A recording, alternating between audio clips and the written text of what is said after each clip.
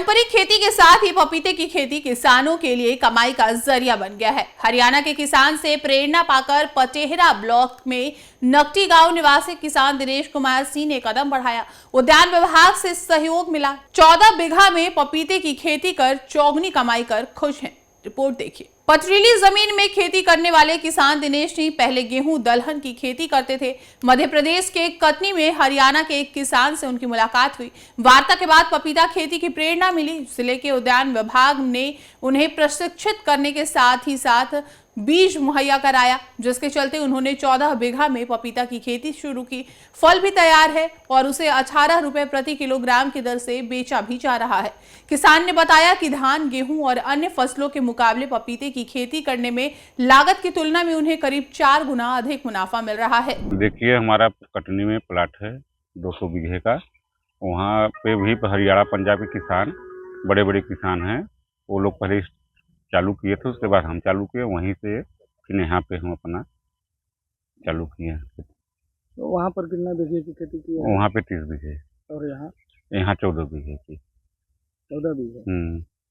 तो क्या लग रहा है आपको कि कैसी खेती होगी? देखिए, फरवरी में हम पपीता लगाए थे, फिर इसके बीच में जो जगह बाकी था उसमें हम कुछ एरिया में हिरमाना, कुछ एरिया में खरबूजा लगाए। हिरमाना खरबूजा से हमको 1 लाख रुपये प्रॉफिट हुआ। उसके बाद फिर हमारा पपीता नवंबर से निकलना चालू हुआ है। लगभग इसमें से 600 कुंटल पपीता हम बेच चुके हैं। हमारा मई तक निकलेगा पपीता ही। पपीते की खेती इस इलाके के लिए मॉडल बन गई है। आसपास के इलाके में पहाड़ी क्षेत्र होने की वजह से पानी की कमी के कारण किसानों को पारंपरिक रूप से धान और गेहूं की फसल उगाने में काफी कठिनाइयों का सामना करना पड़ रहा था। पपीते की खेती ने समृद्धि के द्वार खोल दिए। पपीते की खेती के लिए साल में 2 बार का समय उपयुक्त है। फरवरी और अक्टूबर माह में इसकी खेती के लिए बेहतर समय है। खेती के बाद करीब 4 से 5 माह में फूल तैयार हो जाता है। जुलाई के समय की गई खेती में अब फल तैयार होने लगे हैं। 1 बीघे में बीज और दवा आदि पर करीब 5,000 रुपए खर्च होते हैं। 14 बीघा में की गई खेती अब उन्हें औसतन 1 लाख रुपए से ऊपर का फल बेच चुके हैं।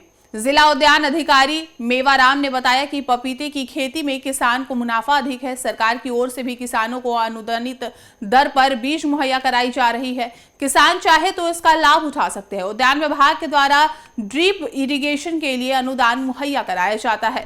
देखिए, हमारी सरकार जो है विभाग द्वारा भी किसानों को 23,000 रुपये प्रति हेक्टेयर सब्सिडी दी जाती है। हमारे जो रामगढ़ है, सिखड़ के रामगढ़ है, और भी गांव हैं जहां बहुतायत मात्रा में खेती होती थी। लेकिन इस बार हम लोगों ने पहाड़ों पे खेती शुरुआत की। पटेहरा में आप नकटी ग्राम देखेंगे, वहाँ पे 20 बीघे में पपीता लगा हुआ है।